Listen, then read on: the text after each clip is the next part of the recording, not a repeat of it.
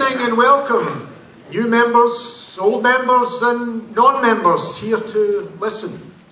There is a turnout usually reserved for rock bands, essentially at venues such as this, but we're here, as there will be at the Hydro, for a political rally.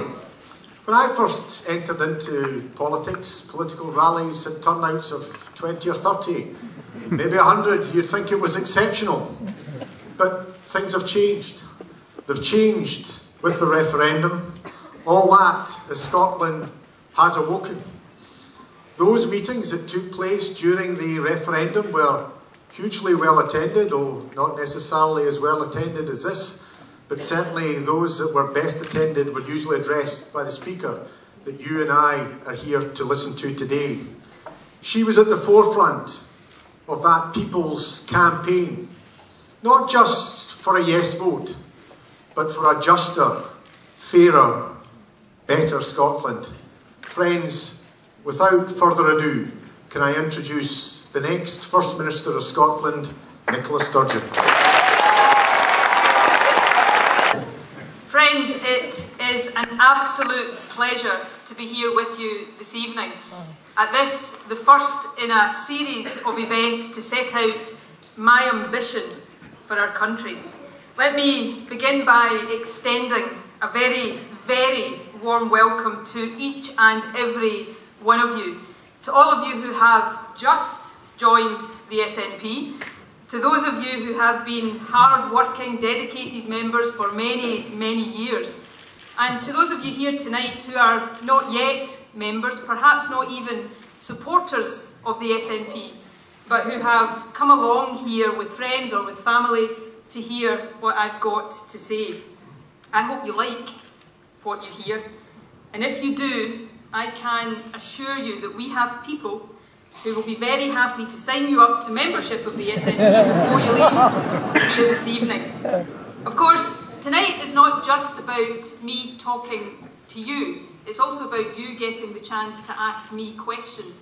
And you can ask whatever questions you want to.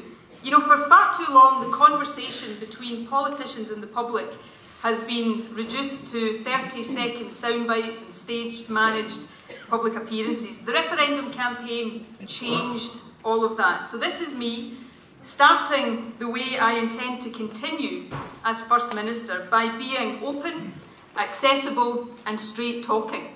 Now, that might not always be comfortable, but it's exactly as it should be in a healthy democracy. Tonight, I want to reflect on the referendum, but more importantly than that, I want to look forward to how I intend to lead not just our party, but our entire country to even better times ahead. Before I do any of that though, let me just consider for a few moments the standing of this great party that I am so lucky to be on the verge of leading. You know, there can be few leaders anywhere or any time in a democracy who have inherited a party in better shape than ours. And for that, I owe an enormous debt of gratitude to one person above all others, our First Minister, Alex Salmond.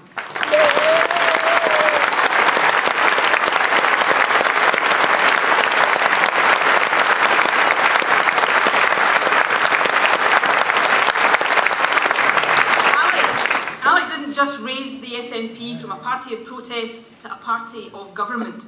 He also elevated the very standing and success of Scotland as a whole. I know better than anyone how hard Alec has worked as First Minister to protect and improve public services, to grow our economy and to boost opportunity. Perhaps his single greatest achievement was the restoration of free education, a legacy that will benefit our young people for generations to come. Alex Salmond stands amongst the greatest of Scotland's leaders. There is no doubt, friends, that our country today is a far better place for his many years of public service.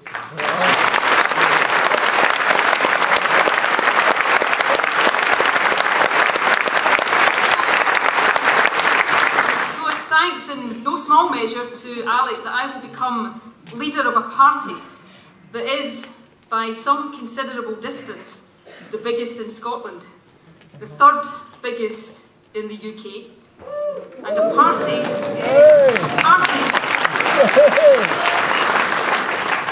that is currently leading in the polls for both the Scottish and the Westminster elections. A party united, focused, and with the interests of the country at our heart. What a contrast with Scottish Labour.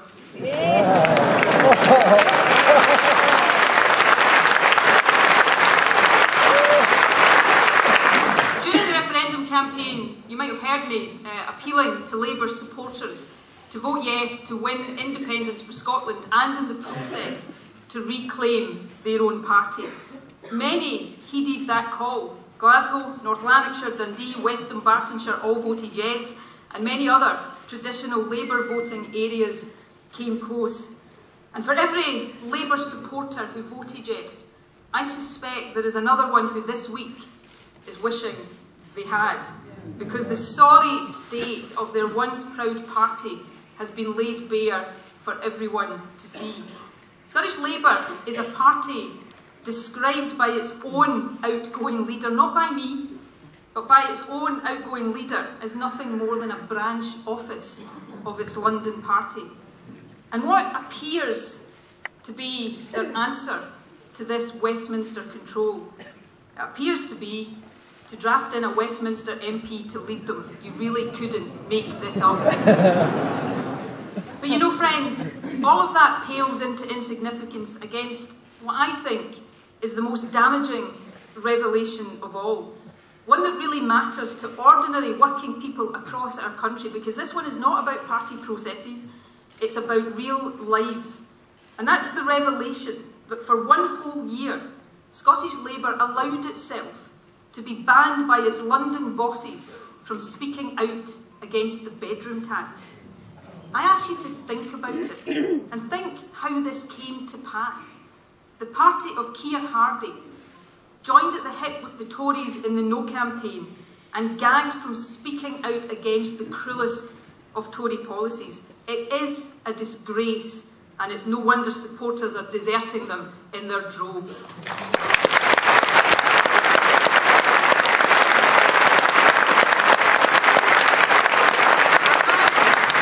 My message tonight for Scotland is that as we look towards the general election next year, it doesn't have to be this way. We no longer have to put up with a political system that lets us vote to change the colour of the rosette, but leaves us powerless to stop the same Westminster establishment politics carrying on regardless. Scotland doesn't need a bunch of MPs that do the Tories' work for them. We need MPs who will make Scotland's voice heard without fear or favour. Scotland has consistently, for a long time, told the blue Tories what we think of them. Now, I don't know about you, but I think it's time we told the red Tories exactly the same.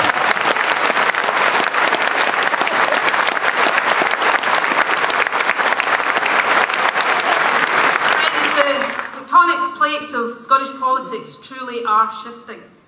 Our trade union group alone now has more members than the entire Scottish Labour Party.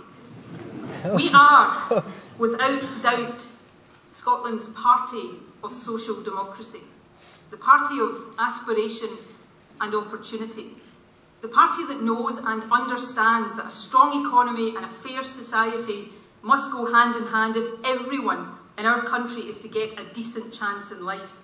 And crucially, we are a party with the freedom of thought and the freedom of action to fashion a policy programme to support that vision. Which makes it all the more remarkable, does it not, that any broadcaster would even think about excluding us from general election television.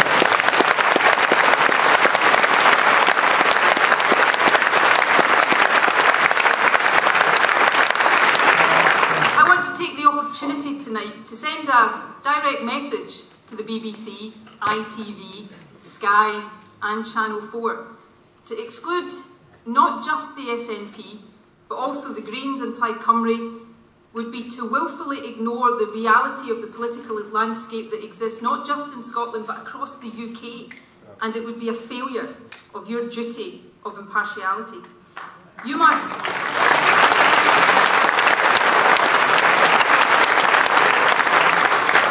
know that your proposals are unacceptable, not just to us but to every Democrat in our land.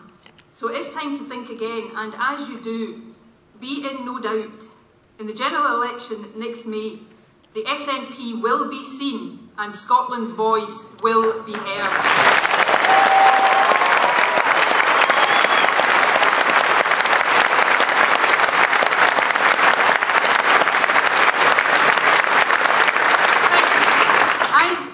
Said by some of our political opponents that the Sturgeon, our membership, is a problem.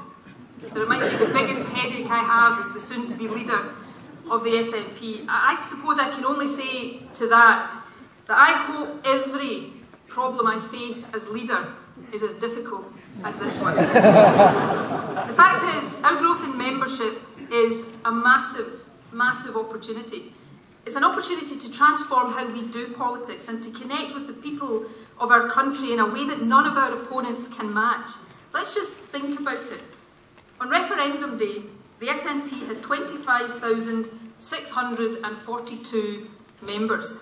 I can tell you that as of 5 p.m. today, our membership stood at 83,243.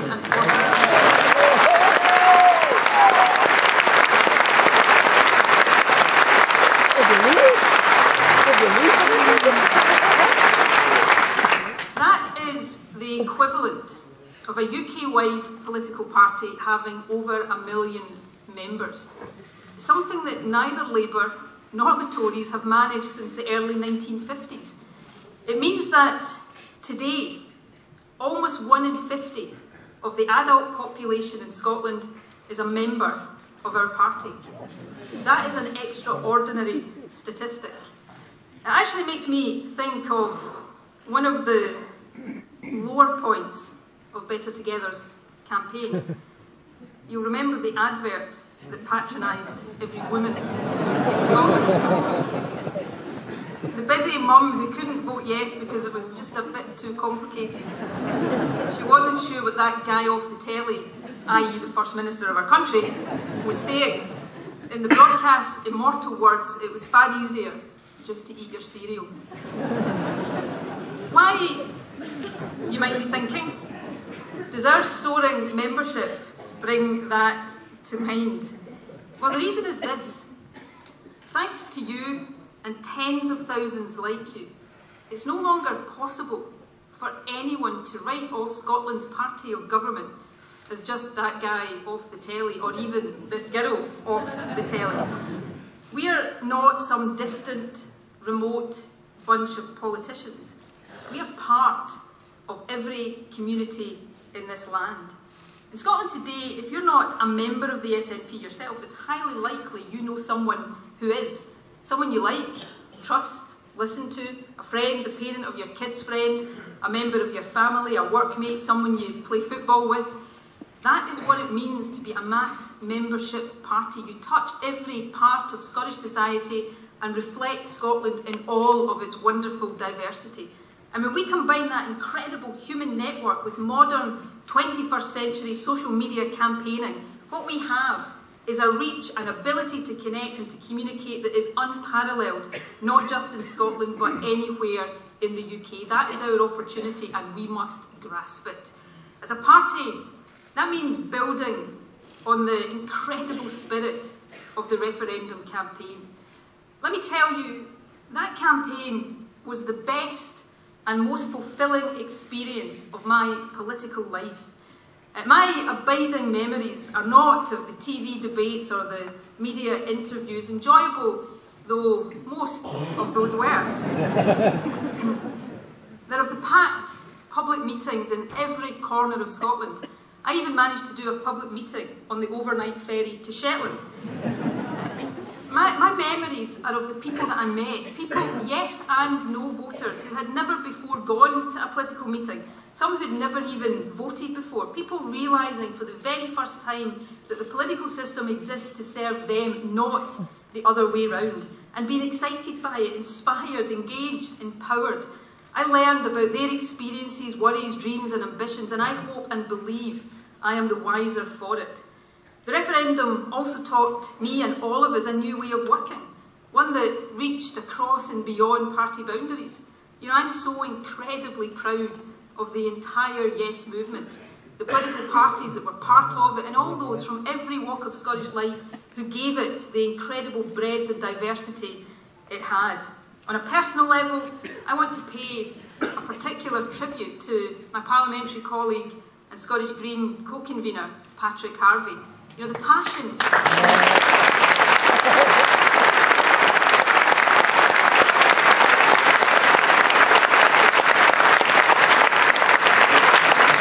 and perspective that Patrick brought to the campaign was one of its real strengths, and it was a genuine pleasure to work with him.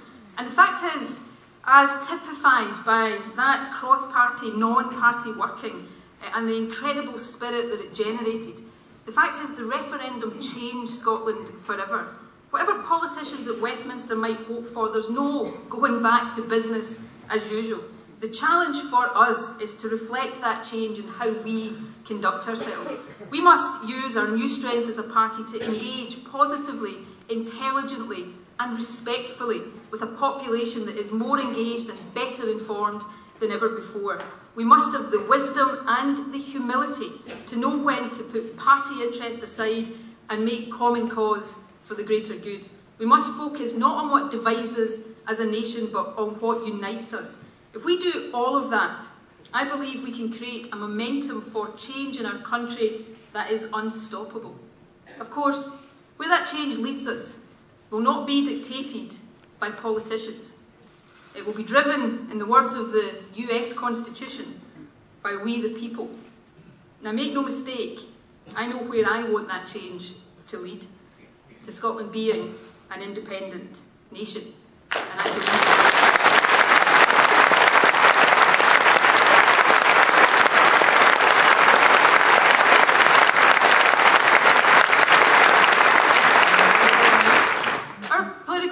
say that my continued belief in independence means that I don't accept the result of the referendum. That's nonsense, and they know it. I accept the result unreservedly.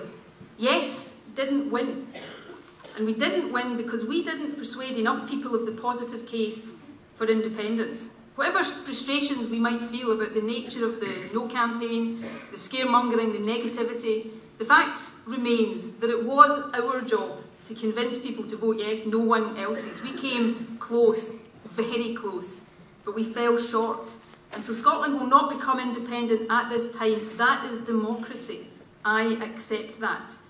But I reserve my right to keep making the case, to keep trying to persuade, because that is democracy too. Yeah.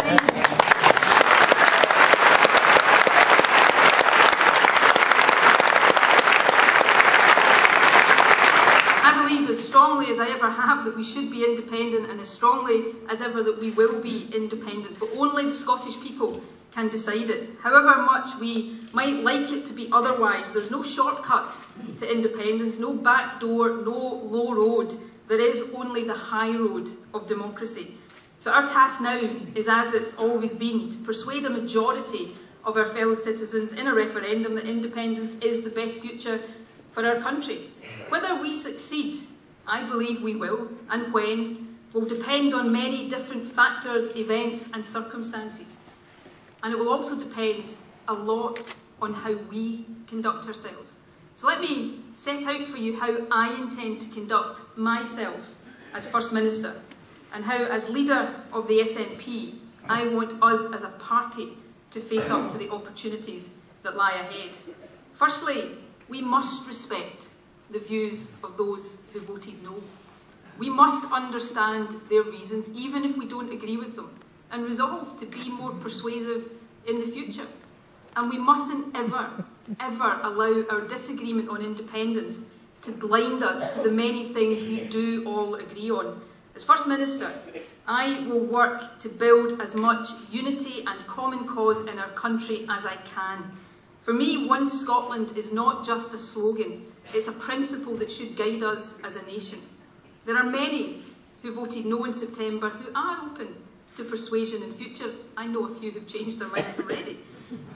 But I also know there are those who will never be persuaded of the case for independence. Their belief in the Union is as strong as our belief in independence. I respect that, and as First Minister I will serve them too. Our differing views on independence don't mean that there aren't many other aspirations that we share for our country. There are aspirations of a healthy economy, strong public services and a flourishing democracy. And that is why, for each and every day that I am privileged to hold office as the First Minister of this country, I will govern this country to the very best of my ability, and I will do so for all of Scotland.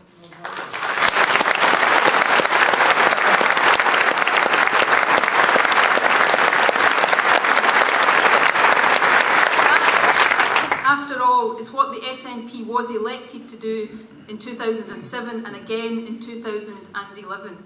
And friends, mark my words, it's what I intend we will be re-elected to do in 2016.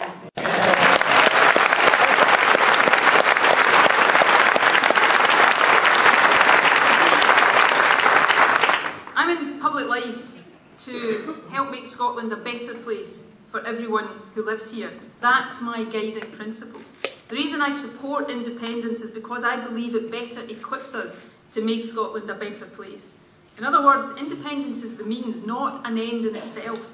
The ends for me are better life chances for our children, a fairer, more prosperous society where opportunity matches potential, a strong economy to underpin the better society we aspire to, a country playing its part in building a more peaceful world, and a country free of the moral and financial obscenity of trident nuclear weapons.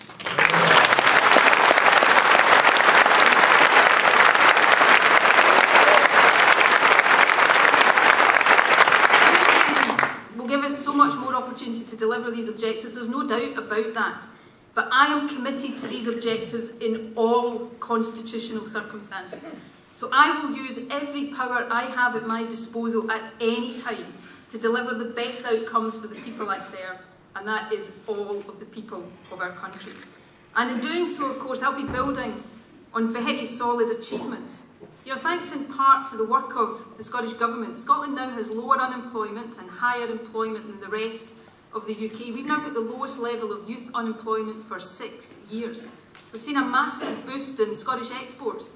In the face of Westminster austerity, our Scottish Welfare Fund is helping more than 100,000 vulnerable households.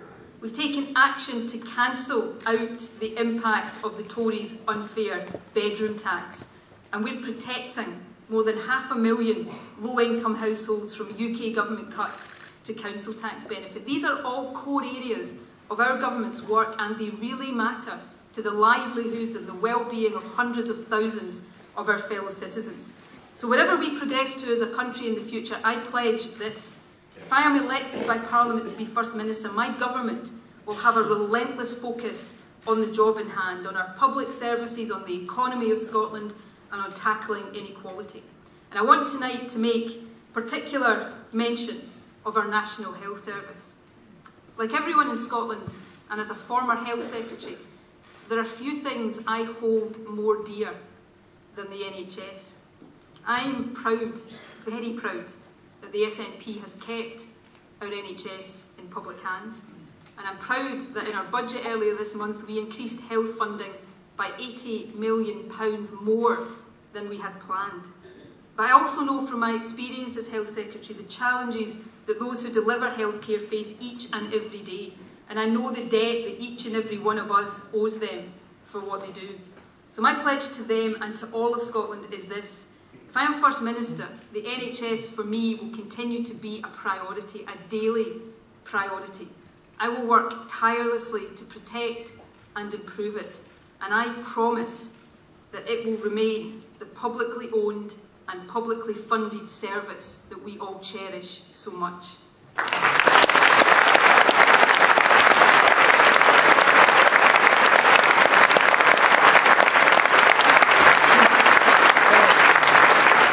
Friends, good government is important. It is indeed our obligation for its own sake. But it's also true that good government and progress for Scotland go hand in hand. You know, everything I've experienced in government since 2007 and everything I witnessed during the referendum campaign persuades me that there is an inextricable link between the extent of powers we wield in the Scottish Parliament and how well we use them, and people's confidence in our abilities to succeed as an independent country. We could never have achieved 1.6 million votes for independence without the solid track record of a successful Scottish Parliament since 1999. After all, in 1979, a date I don't remember as clearly as some of you, when there was no experience of self-government at all, a majority could barely be mustered for even a very modest measure of devolution. So the more responsibilities we can demonstrate Scotland is capable of successfully discharging, and the more these are used to build a fairer country and more economic opportunity for all, the less people will heed the naysayers and the fearmongers trying to stop Scotland going any further. And that is why the SNP is participating in the Smith Commission in a spirit of good faith. We want to play our part in making it a success. You know, I said earlier that some people will never be persuaded of the case for independence, but many who voted no are not in that camp. They're in the pragmatic camp.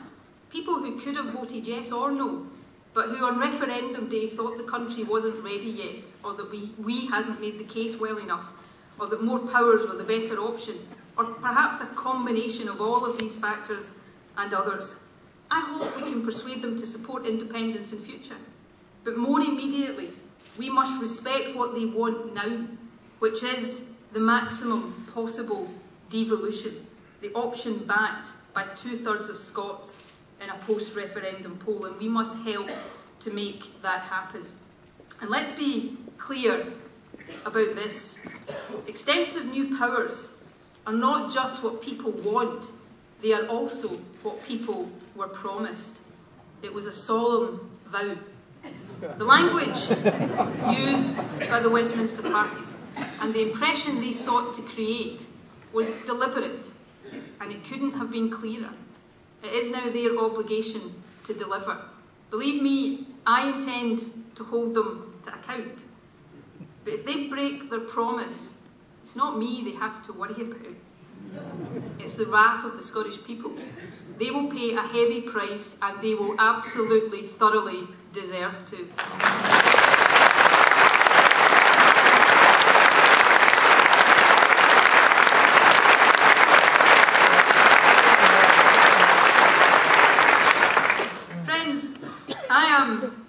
Regularly asked just now if I think there will be another independence referendum and when that might be. Well, my view on that is very simple. That will be when the Scottish people decide the time is right. But you know this. You know this. Every time one of our political opponents suggests that I rule out a referendum, it seems to me that they miss this fundamental point. Whether and when there's another referendum is not just down to what I do. It will also depend on what they do. They'll never persuade us that independence is not best for Scotland, but if they want to stem rising public demand for another referendum, it strikes me there are some pretty obvious things they need to do. They need to deliver in full on that promise of more powers for our Parliament. No ifs, no buts, no wriggling off the hook. Real powers on the economy, on tax, on welfare. They need to stop cutting our budget and imposing policies that drive our children into poverty. They need to make sure they don't take us out of Europe against our will. And they need to think again about using us as a dumping ground for a new generation of trident nuclear weapons.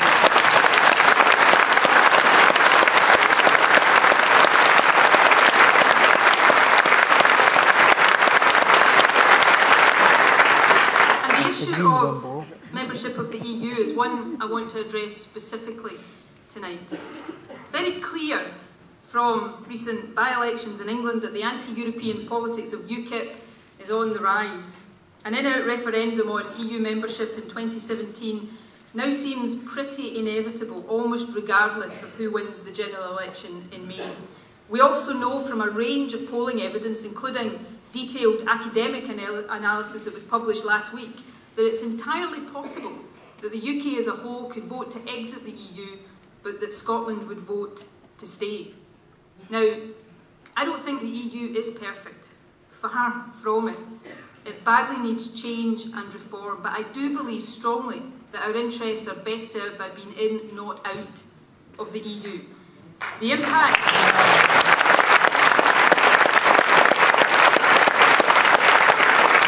of an exit on jobs and on the economy would be disastrous, and to be taken out against our wishes would be democratically indefensible. So I'm making this proposal. Should a bill be tabled in the House of Commons for a referendum on EU membership, the SNP will table an amendment. That amendment will require that for the UK to leave the EU, each of the 4 constituent nations, England, Scotland, Wales and Northern Ireland, and not just the UK as a whole, would have to vote to do so. This proposal transforms the whole terms of the UK debate on Europe, which so far has been all about the Westminster Party's dancing to UKIP's tune. It would give proper protection against any of the nations of the UK being removed from the EU against our will. And it puts to the test what Westminster leaders told us was the case during the referendum campaign, that the UK is a family of nations with each member of the family enjoying equal status. So I'll be writing to all parties across the UK seeking support for what I believe is a common sense, democratic, fair and balanced approach to determining the UK's continued membership of the EU. I hope the principle can be accepted by the time any referendum bill is tabled. And let me say this, if the Westminster parties meant what they said during the referendum, there's no reason at all why that principle shouldn't be agreed.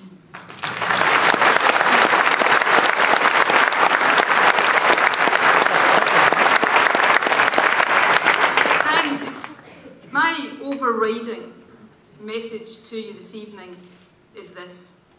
Always look forward, never back.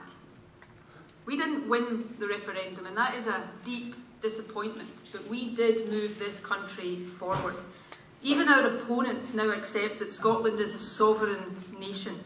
We hold our future in our own hands. We have the ability to transform Scotland's circumstances. In just a few months' time, we can send a strengthened team of MPs to the Westminster Parliament, possibly a Westminster Parliament where there is no overall majority. A team who will put Scotland first and ensure that we cannot be ignored. I want the same passion and enthusiasm that all of you showed in the Yes campaign to be put to work now in winning support in the general election. That's how we will ensure that Scotland's voice is heard and that the votes of Scottish MPs are not trampled over by a Westminster majority. That is how we win new respect for our country and new supporters for our cause. The referendum was a watershed. There is no going back. We now have the opportunity to lead our country into this new chapter in our journey, not by seeking to impose our will, not by berating those who disagree with us, but by respecting what people want now and working with them to achieve it, and by persuading through our actions and the strength of our arguments that in time we should go further still, that we should become independent. You know, one of my favourite ever quotes attributed to Alistair Gray is this one: work as if you live in the early days of a better nation. Well, these are good days for Scotland. We are already a much better nation because of the referendum, but we can be even better still. So let us, Scotland's party, the SNP, all 83,000 of us, get on with the job. Thank you very much.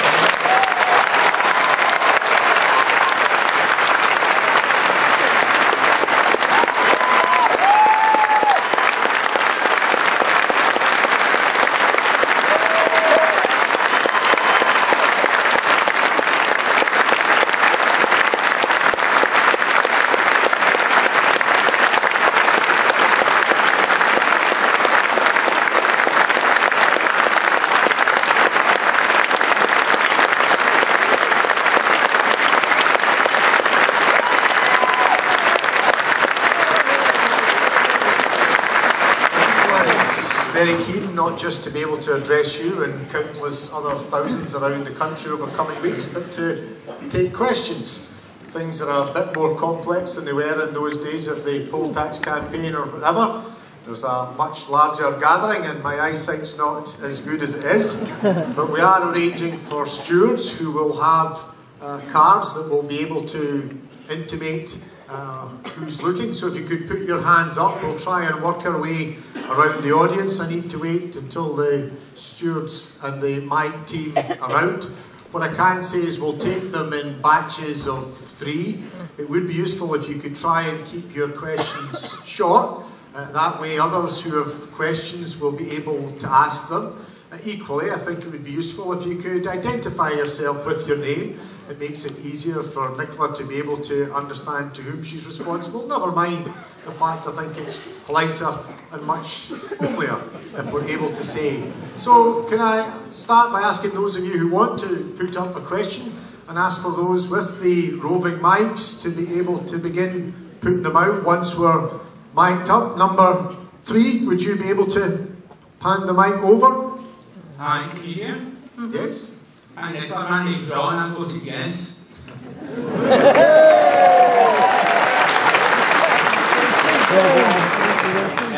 You made a comment earlier about appealing to the media, and I think the referendum proved that no matter how much you appeal to them, they kind of ignore us. So how do you manage to deal with them and get them to take the SNP seriously and let us have enough airtime, etc.? Thanks, Ron. Can others put their hands up? As I say, I'll take 3. There's somebody there, number 1. Can we pass the mic over? Hello, my name is Paul Kirkwood. I'm a solicitor and a long-standing member of the SNP. And like you, Nicola, and everybody else in this room, I also want to see independence. But you talked about the fact that there is a majority in Scotland for further devolution, or if you want to call it that, fiscal autonomy. I believe that's true. I think there is a majority. There's more than 45% of people who want that. There's perhaps 60 or 65 or 70% of people who want that. And one thing I hoped you might consider going forward and perhaps think about and address was that in order for us to take the constitutional settlement forward, which all of us would like to see developed, that we put in 2016 to the Scottish people a suggestion that we stand on a platform for fiscal autonomy. We say that we want power over everything in Scotland, but we'll make a subvention to Westminster for foreign affairs and defence. And we put that, and we tell people in Scotland we're going to put that question to our referendum, having defined what we mean by fiscal autonomy.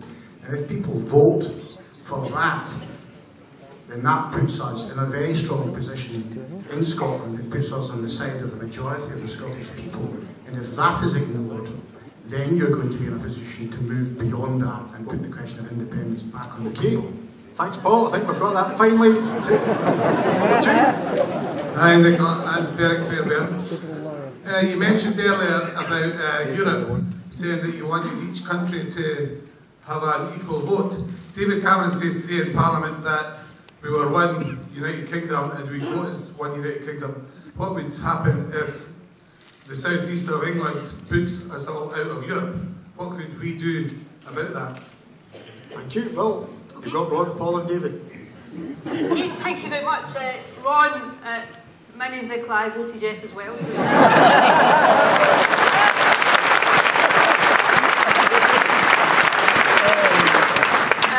I'm not sure tonight is the occasion for us to complain too much about the media not giving us airtime and coverage, since there are lots of them here tonight covering this event. Look, I'll be very honest with you. I'm a politician, you're all political activists, or some of you are recent political activists and members. You know, it's part of the daily business of politics that we get frustrated with the media and what the media do report and what the media don't report. We live in a democracy. A free media is a central part of any democracy. And you know, if we ever lived in a country where politicians didn't get annoyed at the media, there would probably be something wrong. So let's, just remember that. We try in the SNP, and I will continue to try, we will always try to get our message across in the media as well as we can, as strongly as we can, as comprehensively as we can, and sometimes we'll succeed at that and sometimes we won't, and we'll get frustrated and we'll wish we could do better and we would wish that the media would do better. But here's my advice to all of you. Don't spend a lot of time getting frustrated about the media. If you think our message is not getting across properly in the media, then get out there and get it across directly. Chatting on people's doors, putting leaflets out, getting on social media.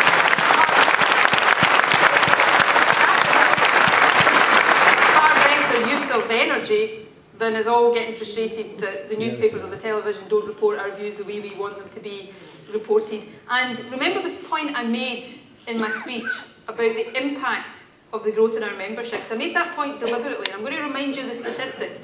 Almost 1 in 50 of the population, adult population of Scotland is now a member of the SNP.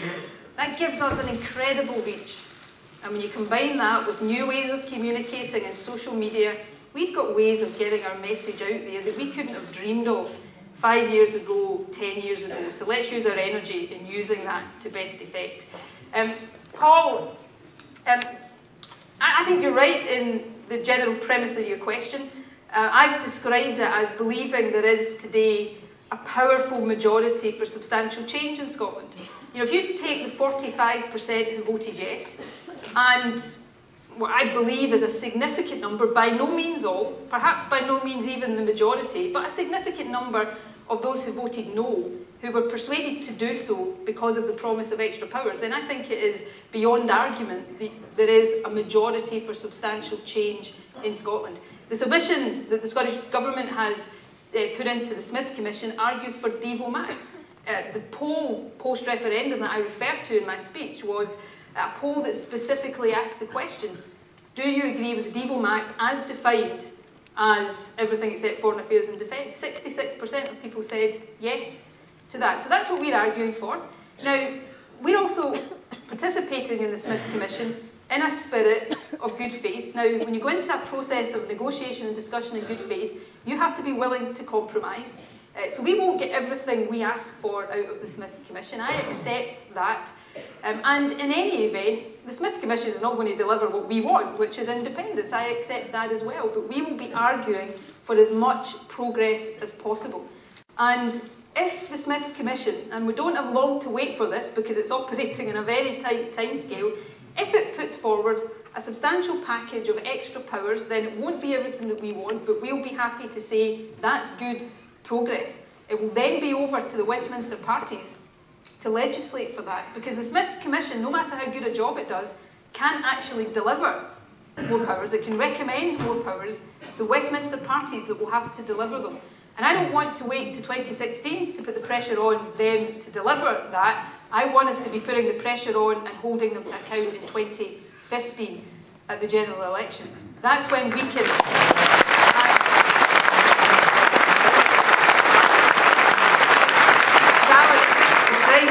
hold their feet to the fire. So that's more of the timescale around the extended devolution that I want to see is working to. In terms of our 2016 manifesto, I have been asked several times in interviews if I can say now whether our 2016 manifesto will have a commitment to a referendum or will it be to Devo Max. I am not, as the soon-to-be leader of our party, going to write our 2016 manifesto in November 2014. I will judge in consultation with our party through the normal democratic structures of our party the content of our 2016 manifesto based on what I judge to be right for the country at that time. But let's use 2015 to put maximum pressure on Westminster. And Derek, your question on the EU, I heard David Cameron rather summarily, I thought, reject my proposal. Prime Minister's questions today prompted to do so by Bill Cash, of all people. Who I think, looking at his face, I think he was seeing his entire life's work perhaps disappear at the thought that Scotland could prevent him taking the UK out of the European Union. I hope I can persuade David Cameron differently, because David Cameron should reflect on some of his own words during the referendum. You know, the UK is a family of nations. We're a partnership of equals. We have an equal voice to other parts of the UK. Well, I'm not saying I'm putting this to the test, but it's not just about playing a political game. There is a serious issue at stake here. If we are a family of nations, then if we are to leave the EU, with all of the implications that that would have, then I think it is right and proper that each constituent part of the UK should agree to do that. Now, if you look at some other countries, Australia, Canada, federal countries, then you'll find in their constitutions this kind of double majority arrangement. Now, when I said that on radio this morning, the response I got was, but the UK is not a federal country. Absolutely, I accept that. But I'm sure I wasn't the only one who heard Gordon Brown in the referendum say that if you vote no, you'll be as near to a federal country as it's possible to be. So, you know, let's be serious about this. I don't want Scotland to leave the European Union. I don't want the UK to leave the European Union. But if that is a decision that's going to be before us, then let's decide that in a way that respects the nature of the UK as a multinational state, not a unitary state, but a multinational state where all of the component nations have an equal say. So I hope I can build support, even from David Cameron, for what is a sensible suggestion.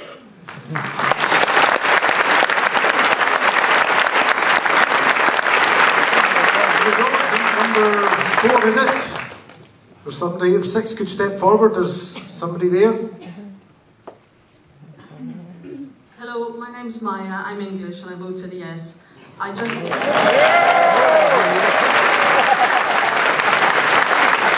have a much shorter question. What's the SNP stance on fracking, please?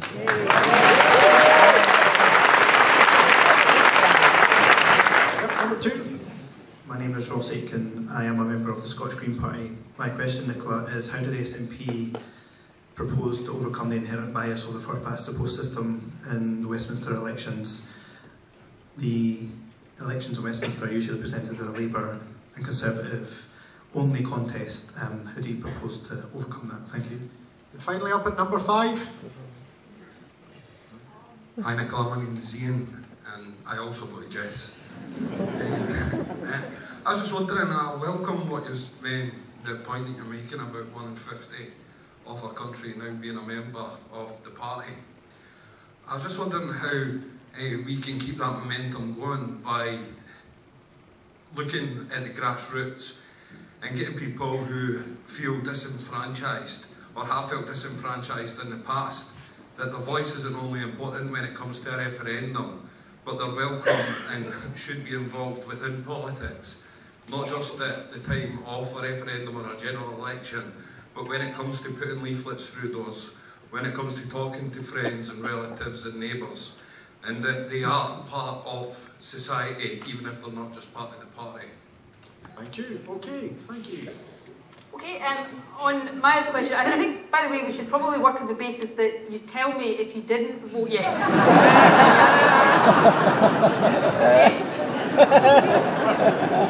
Actually, there may be some people, I hope there are some people in here who didn't vote yes. It might be better not to tell us. Your question about fracking is a question that is asked a lot just now. There is significant and understandable concern about fracking as a technology, but also about what appears to many people to be the undue haste with which the UK government is proceeding, and some of the quite outrageous proposals from the UK government, which the Scottish government has strongly opposed. This idea that you can, if you're a licence holder to frack, you can explore under somebody's house without that person getting the chance to object to it, which is completely and utterly outrageous. I would describe my position and the SNP government's position on fracking as one of healthy scepticism. I'm a great believer you should never completely close your mind to new technologies, but you have to work on a principle, a precautionary principle, and I think there are many, many unanswered questions. We had an expert group look at this, and it raised, not just what some of the benefits would be, but what many of the environmental concerns would be as well. So we will proceed very, very cautiously and carefully on the basis of that precautionary principle. And I can't go into particular decisions about planning, but there's one particular application for unconventional gas extraction which has been referred to government, and I can't obviously go into particular issues, but that's the position we take, and it's a responsible position, and I think it's the right one. Ross, on the issue about the first past the post system, I'm not a believer in first past the post. I believe in proportional representation. I thought, one of the many failures of the Liberal Democrats in the time they've been in coalition was to win a referendum and PR and then allow a completely unworkable system that nobody understood to be on the ballot paper, and effectively squander the opportunity to change the system. So I support PR. I think we should have PR for all elections in Scotland. But, is any system unbeatable? Well, we used to be told that the Scottish Parliament electoral system could never result in a party winning a majority. And it did. So for any system, the way to win, and with some systems it's harder than others because there is an inherent unfairness, like first past the post. But with any system, the way to win is to get enough people to vote for you. And the way to win in the general election or any other election contest is for us, whether that's the SNP or the Green Party, is to get out there and persuade people to vote for us. I think we've got an opportunity in Scotland, perhaps different to any opportunity we've had in recent times, to really make our mark in the general election as a country next year. I'm not going to stand here and make wild predictions. I'm a veteran now of too many elections to know that often is not a sensible thing to do. I also know that you don't win any election unless you work hard and you persuade people and you convince people and you win their trust. But my goodness, we've got an opportunity in May next year to send a shockwave through the Westminster establishment.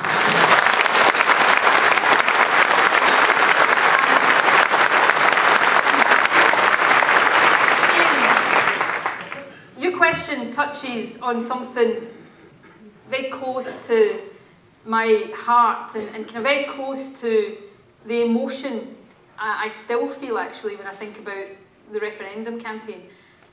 One of the just wonderful things about that campaign was the way that it engaged people in the democratic process who had never been engaged in the democratic process in any way, shape or form in their entire lives.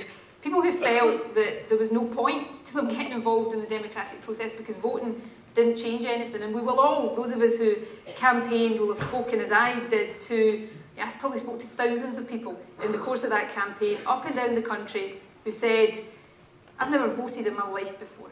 I've never trusted a politician in my life before. Sometimes they still didn't trust politicians. I've never before thought that what I did in a polling booth would make any difference. I'm voting in this referendum because the first time I think it will make a difference. And the day after the referendum, I don't mind telling you, like many of us, I shed a few tears at different points. It was the memories of some of these people I spoke to.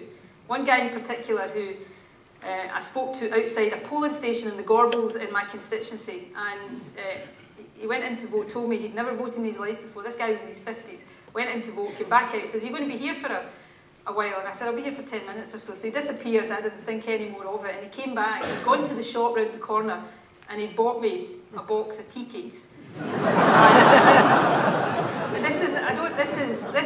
This story is engraved on my heart, I tell you.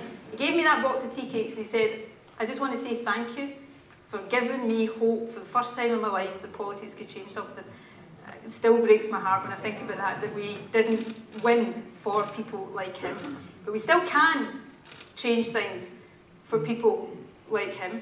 We can make sure that what happened in the referendum doesn't die away by making sure that that majority for change finds expression. And what has happened in the membership of the SNP and in the membership of the Greens and the SSP is a sign of that. And how do we make sure that all of these people that for the first time felt involved, as we get them involved, we keep them involved, we use the energy and the momentum and the resource that we have now in our party to go out there and say, we still speak for you and we will continue to speak for you until we have a country where we have the powers to change things for you.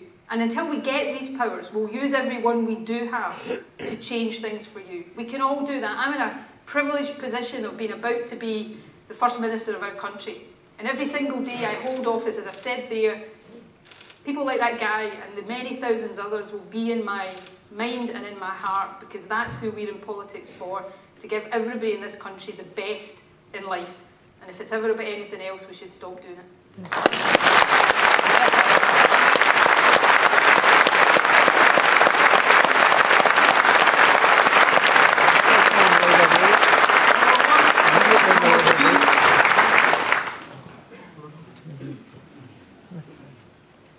Hello, my name's Simon. I just wanted to know about the EU. I agree with your stance that we need to stay in the EU. But do you think the Westminster parties might use your way of saying that all the countries have got to have a say in it to stop us getting our independence? Okay, number 3, and then over at number 2. Hello, my name's Alex Patterson and I'm 14 years old. I would have voted for yes if I had the chance.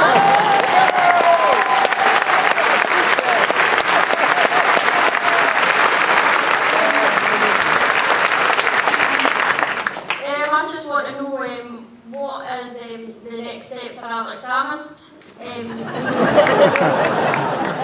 I was overwhelmed to know that you had actually become the new First Minister, but I'm just wondering, where does it go for him?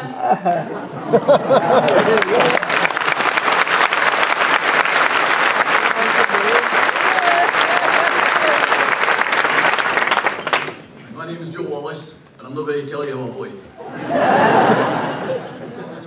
But when I first joined the Scottish National Party way back in 1966, the route to independence was to win the majority of seats at Westminster in Scotland.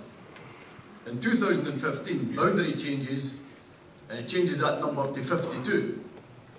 We only need to win 27 seats. Why can't we then negotiate for independence then, or just declare independence then?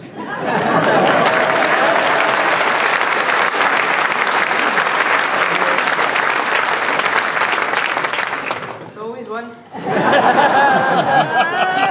Simon. I can't hear what... luckily I couldn't hear the heckle. That's not an invitation to do it again, but... Simon, I hope the Westminster parties agree to my proposal because it's right. And I will make the case on the basis that I think it's right. I sometimes think we can tie ourselves in knots too much about, thinking 6 steps ahead about whether... we will convince people to be independent when we make the case for independence. In the meantime, our job, my job as leader of our party and soon to be First Minister of Scotland, is to stand up for the interests of our country, regardless of whether or not I think it's good or bad for my party interests or for wider interests. And I believe this proposal is right for our country and for the interests of our country, and that's why I'll argue it. Alex, I'll let you know what the next move for Alex Salmond is when he tells me. No, seriously, Alec will, I have no doubt, continue to make an immense contribution to Scottish politics. Now, I didn't see him on Question Time last week. I heard he was excellent. But he told the viewing public there that he hasn't made up his mind about whether or not he might go back to Westminster or not do that and stay in the Scottish Parliament. It's his decision to make, and I'll support him 100% in what he decides to do. People often say to me, not so much public, occasionally journalists, 1 or 2, might sort of suggest that I will not want Alec sitting behind me in the Scottish Parliament. I'd love to have Alec sitting behind me in the Scottish Parliament. Alec and I have had for 20...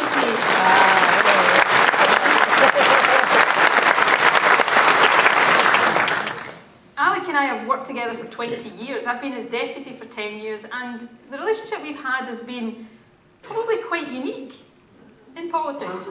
we like each other. We get on with each other. We work well together.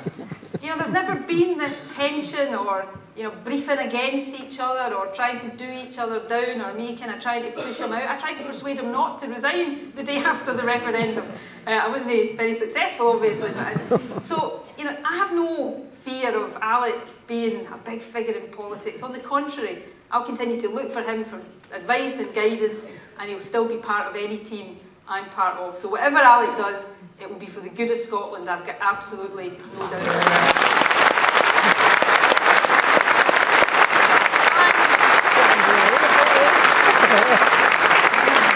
Joe, I said in my speech that I was going to start tonight the way I mean to go on. And part of that was by being straight talking. I can't promise you, as your leader, those of you who are members of the SNP, that everything I say you'll agree with. You know, I can't promise you that I'll not say things that you won't agree with, and I might be about to.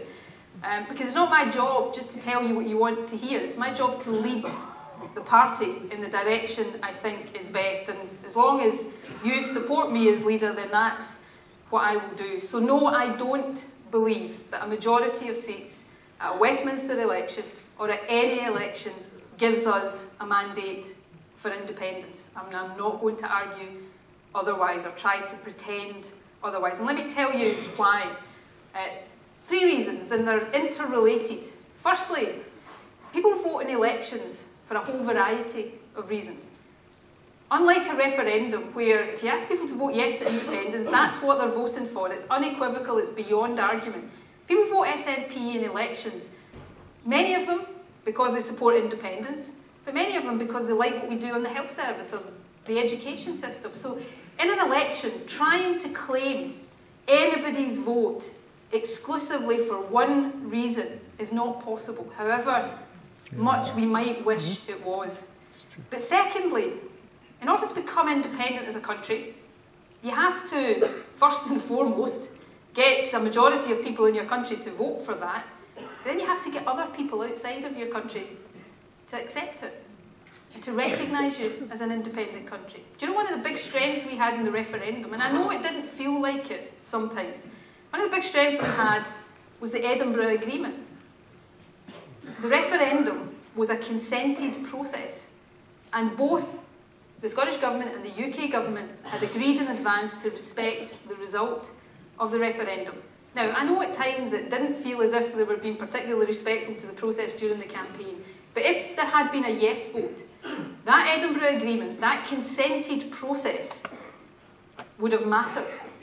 It would have given us a legitimacy in the negotiation, and it would have meant that we were facing a UK government in the negotiation that had already agreed to accept the outcome of the referendum. You wouldn't have that if you tried to assert independence after a vote in a general election. And thirdly, and it's related to this, you wouldn't have the legitimacy in the international community, because that Edinburgh Agreement would also have been very important when it came to getting recognition from our European partners and the wider international community. So, Joe, I stand here as somebody who will, bow to nobody in my burning belief in independence for our country.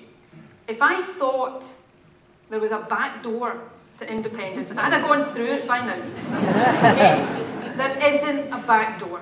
There isn't a shortcut. There isn't an easy route. There isn't, as I said, the low road. We have to get a majority of people to vote for it in a referendum. That is the only route to independence, and that is the reality. So instead of us all wishing there was another route, let's just get on with it. We came very close. We're 45% of the way there, for goodness sake. We can get the rest of the way.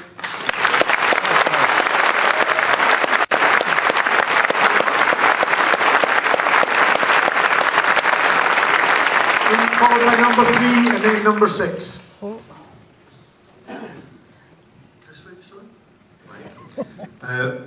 My name's Arthur Greenan. I am a geriatric socialist. I spent 15 years as a campaign manager to elect Professor John B. McIntosh. many of whom you may recall drove the referendum in 1974 to 1978 till his death. He would be proud, immensely proud, of what the people in this hall and this country have done this year. My question is this: the Land Reform Act causes us to believe that everyone has free access to roam throughout Scotland. That is legally not true. If any of you wish to come, I'll show you 19 illegal padlocks in the John Muir Country Park near East Linton, where I live. And therefore, my question is, will dear Nicola take unto herself the task of reviewing that act and making it fit for the purpose we believe it has? Thank you.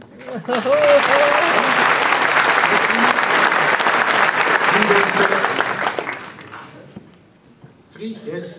Hi, my name's Helen. I would like to ask Nicola, when you become First Minister, will you negotiate an oil fund for Scotland? And P.S., with a tear in your eye, could you tell all of England it will break your heart if we leave the EU?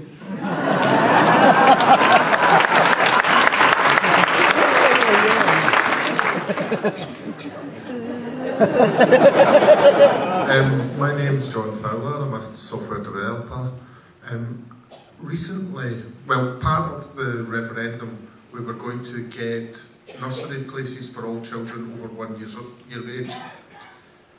Recently at the Dance Rock, the nursery is run by that organisation. I was meeting with some people that were representing the Scottish Government and looking at nursery care for children. And I'm wondering what the current process is going to be with improving that throughout Scotland. Okay. Thank you, Arthur. You don't look that geriatric to me, it's fair to say. And your comments about John P. McIntosh, I think, are very appropriate. Land reform is rightly a very emotive subject in Scotland, and one of the first acts passed by the Scottish Parliament, of course, was the Land Reform Act, which went a considerable way to reform land law in our country, but I think there is a fairly wide consensus now that it's time to go further with land reform. You'll be familiar, I'm sure, given your obvious knowledge about the issue, of the work that's just been done by the expert commission set up by the Scottish Government. So they've made a very large number of recommendations to us, and we are considering how to take them forward at the moment through, no doubt, renewed land reform legislation in the not too distant future. One of the first things that I will do if I'm elected as First Minister is set out my programme for government, and I would advise you to look carefully when it comes to do that. Hopefully, I'm not sure if I'll be able to unlock all 19 padlocks for you, but I'll do my best to give you the assurance you want that we are ambitious and determined to go further on land reform than has already been the case. So you can let me know what you think of our proposals.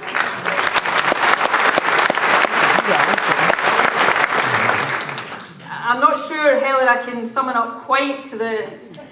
well, let's just say I don't quite have the acting abilities as the person that you might be referring to with the old tear in the eye stuff. But anyway, on your more substantive point about negotiating an oil fund, the proposals we've put into the Smith Commission, if they were taken forward in their entirety, or even the relevant aspects of them taken forward, would of course give the Scottish Government the opportunity and the option to look at setting up an oil fund. It was an issue debated at length during the referendum campaign. I still think it is an absolute scandal that I think there are only 2 oil producing countries in the world without an oil fund. One of them is the UK and the other one is Iraq. I just think that is a scandal. So I would love to see us put that right, and when the fiscal conditions allow, start putting money away in an oil fund, both for the purposes of stabilisation, because as we were told, oil prices are volatile, but most countries with oil manage that responsibly, but also start to look at the option of saving for future generations. I would be very keen and very willing to, even without the powers ourselves to do that, to seek to persuade the UK government to do it. They haven't shown much inclination so far, but hopefully I can be persuasive to get them to start doing some sensible things, and perhaps that's one of the discussions I can have when I'm in office. John, Dad Rock's a fantastic organisation, incidentally, and childcare was one of the other big issues at the heart of the referendum campaign. We put forward very ambitious proposals for childcare that we would have been able to introduce over a phased period if we'd become independent. Now, we've got responsibility for childcare just now. The question was asked, well, why did you need independence? Well, to transform childcare and to have any big transformational social policy, you need something pretty fundamental. You need control over both sides of your balance sheet, so that as you're supporting parents to work because they've got better childcare and they're paying more tax from the jobs that they do, that tax flows back to the Scottish Government to allow us to fund the policy sustainably. So that's the simple reason why being independent or fiscally autonomous would allow us to do that. Now, until we're in that position, I give you this commitment. We will continue to do everything we can to expand the provision of childcare in Scotland, because it's so important, not just for the potential of parents to work, and that is important. You know, we've got to help people lift themselves and their families out of poverty. But it also, we know, good quality, decent childcare improves kids' chances in lives. It helps you close the attainment gap as you go through school education. So, absolute commitment. I will do everything I can to extend childcare as far as I can, using whatever powers and resources I have at any time. This must be the last tranche of questions that will be very brief. Number 2 over there, number 5, and then finally number 4. And if you could keep the questions brief. 2. Hi Nicola, my name is Spike Ravenscroft and I run the Eyes Open group. We're obviously pro-indie. On Monday, the